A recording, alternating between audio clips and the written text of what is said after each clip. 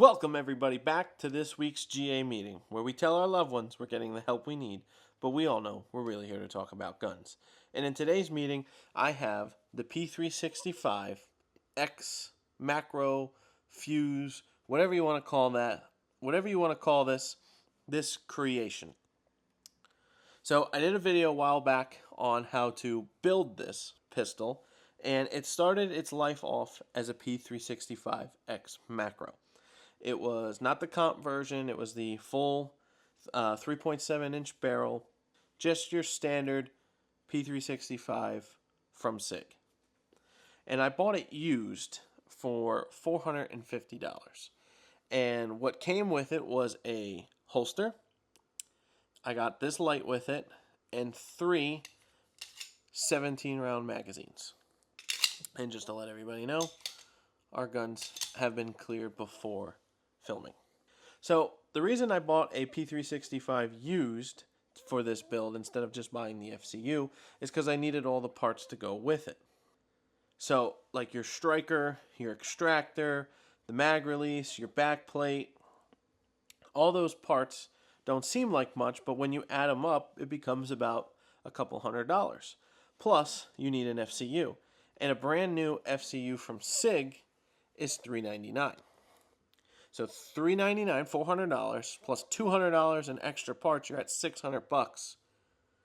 And this was $450, plus 3 17-round magazines that I can still use. Because I was also looking at getting just an XL, because I needed the FCU and all the parts, but then I couldn't use the magazines. It was $50 more from the XL to the macro, so I went with the macro and got 3 extra mags. So there was a lot of savings in just buying a used gun, also getting mags, also getting a holster, and that holster actually still works with this gun. So what do we have here? So the TLR-7A is just a light that I have lying around. The light actually looks kind of funny on this gun, but without the light, it doesn't work in the holster, so I need the light. So if you have a suggestion on a light that might fit this build a little bit better, let me know that down in the comments. And while you're down there, if you don't mind, hit that subscribe button, especially if you like the content. All of these videos are sponsored by me. Everything you see in these videos, between guns, parts, ammo, accessories, all comes out of my pocket. There are no sponsors, so if you hit that subscribe button, you're helping the channel out a lot. We have the Icarus Precision Grip Module, which is the full length. I don't know what they call this, the XXL, I think, maybe. And that is supposed to be for the fuse, because technically this is the 4.3-inch barrel size, because this is the 4.3-inch barrel length. So this is the super long grip to make sure everything sits flush. And this grip module costs just as much as the gun it did itself. So let that sink in for a minute. So we'll get more onto the grip module in a minute. Let's finish the build. Our slide is the Killer Innovations slide. It has big ports in the front. I guess if you had a XL and you wanted to port your barrel, you most certainly can do that. But I thought it just looked pretty good on this build. I know a lot of you guys in the comments says it looks very good. And again, we'll get more into the slide in a minute.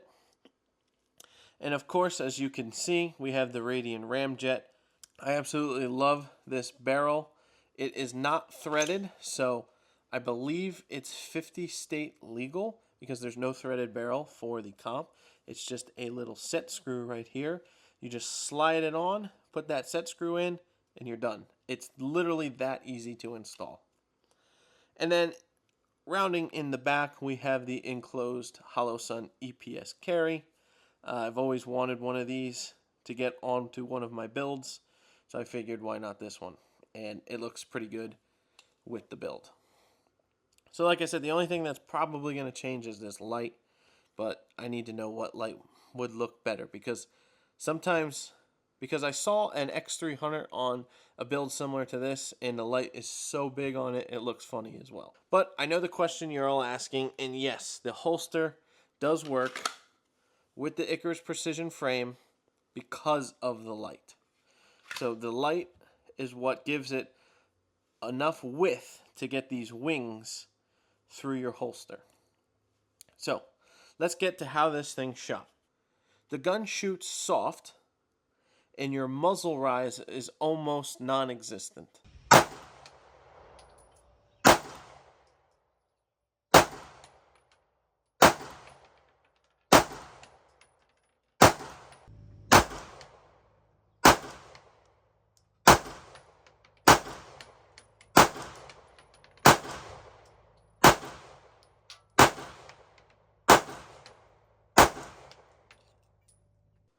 When I say you have your grip, and if you have a good grip, you can see your red dot. The red dot never comes out of the picture. I mean, it might for a split second, but it's right back, and you can't even notice. You never really lose sight of that red dot. That's how much that Radian Ramjet cuts down on the recoil. Now, reliability, we had 250 rounds out there on the range. I did bring my other P365 build out there to compare. We might have put 40 rounds through that. So about 210 went through this, and we had 0 malfunctions. Everything on this functioned properly as it should. All of the major firing components are still SIG. The FCU, the striker, the extractor, that's all SIG. Everything that has to work together. The only thing that wouldn't be SIG is going to be your barrel, and that feed ramp had no issues. There was no problems feeding, no problems getting the round out of the barrel. The extraction was fine. I did notice that the extraction pattern was pretty funky, but then I noticed, you look on the red dot right there, see the mark? Doesn't wipe away. That was the brass coming back and hitting the optic, because I was like, how come every shell is going forward? It's because it was coming back, hitting the optic, and bouncing forward. 100% reliable through 210 rounds. We also wanted to make sure that we got full 17 rounds in on a closed slide. It was difficult to get that mag seated, but so has every P365 macro build I have. So nothing was different there. It was able to get in, rack the slide, no issues. So I didn't have any problems with that. I know a lot of people say just use 16 rounds. I wanted to see if that was a problem still. It wasn't really a problem. It's just going to be a little tighter, but you know, if you give it a nice whack, you should have no problem.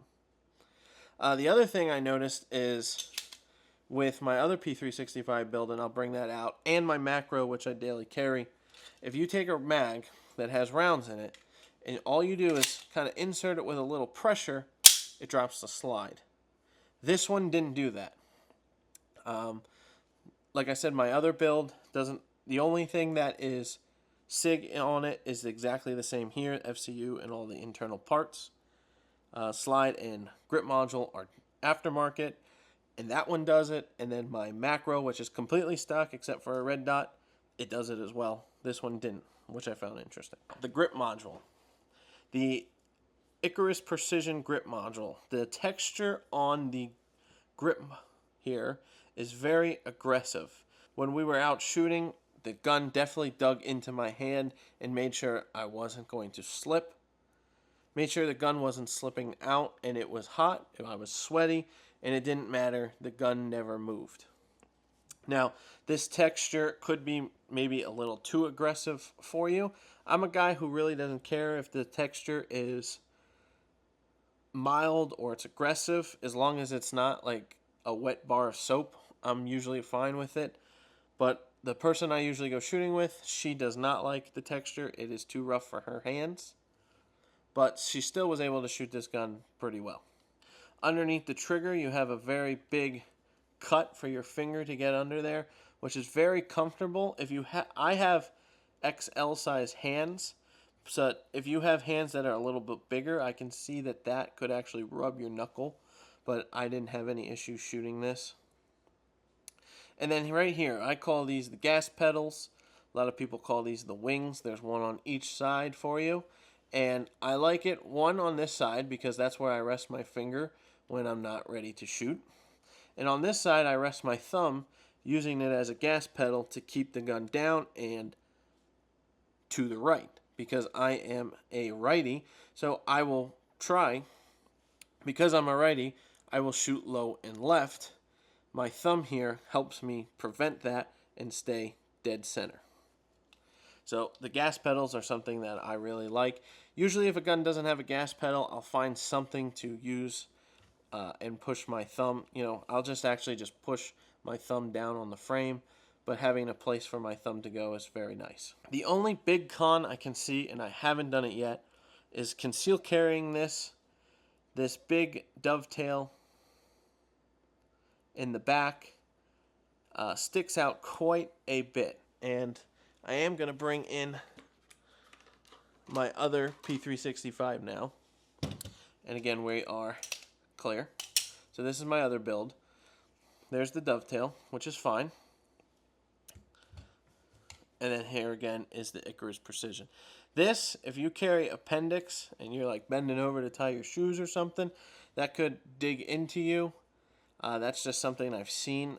Like I said, I haven't concealed carry this yet. I do have a holster for it. So if you guys want to see a 1,000-round review, I'll make sure to get some carry time on this and tell you if that is an issue. But that is a potential issue I see.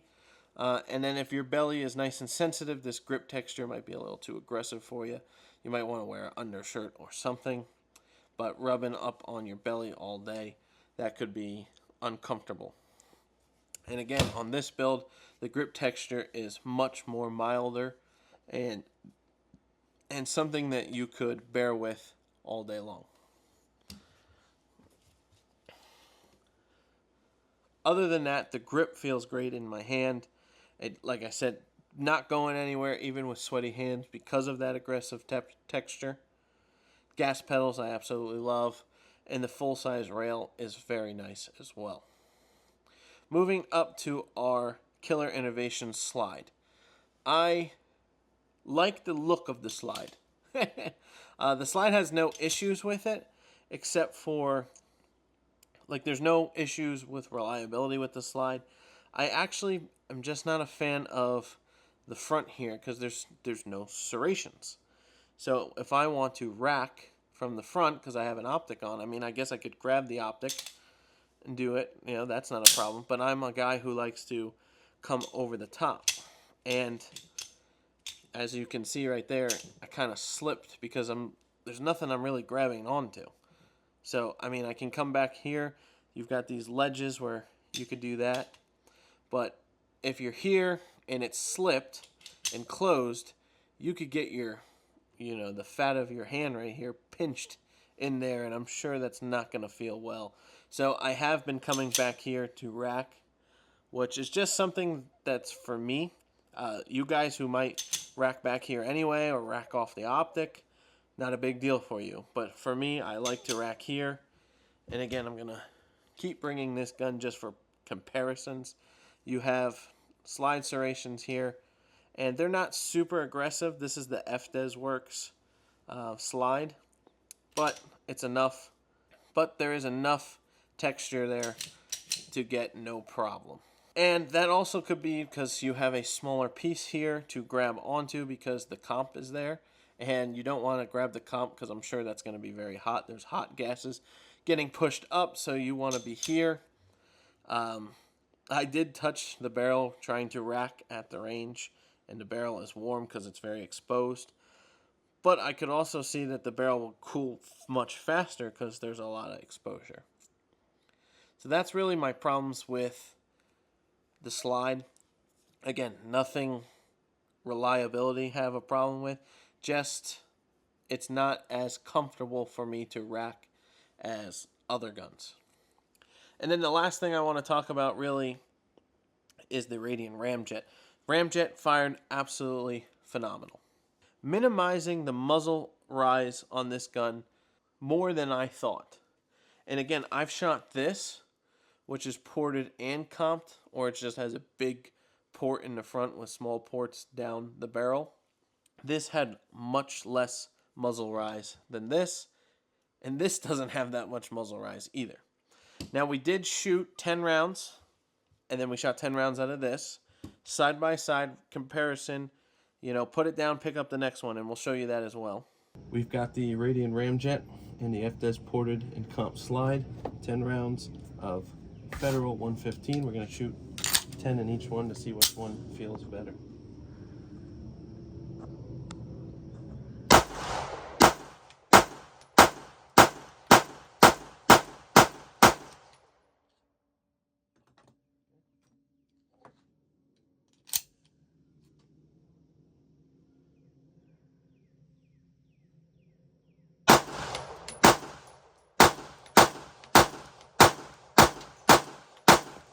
That this one probably has a little bit less muzzle rise. That being said, this one actually feels softer in your hand. Now, it does have a little bit more muzzle rise, which isn't much, but it feels softer in your hand. And don't get how, but it does. I mean, they're very comparable in weight. The only thing I could say is this grip is much thicker than the Icarus, like much thicker. And that bigger grip might display the recoil into your hand a lot better because it has more space to disperse into your hand versus this one's much narrower and you're getting more recoil in a smaller section. But again, this one shoots flatter, but this one shoots softer, if that makes any sense. And we do have a full video coming out on a full comparison of the two. So if you wanted to see that, get down there and hit that subscribe button. But that's about it for this one. Like I said, we shot 250 rounds. Everything was flawless. Absolutely looks amazing. If you do have any suggestions on what light we should throw on there, let me know that down in the comments. If you made it this far and you did enjoy the video, I'd appreciate it if you hit the thumbs up. And right next to it is that subscribe button. So if you want to hit that, much appreciated. But that's all I got for you in this meeting. Until next time, thanks guys.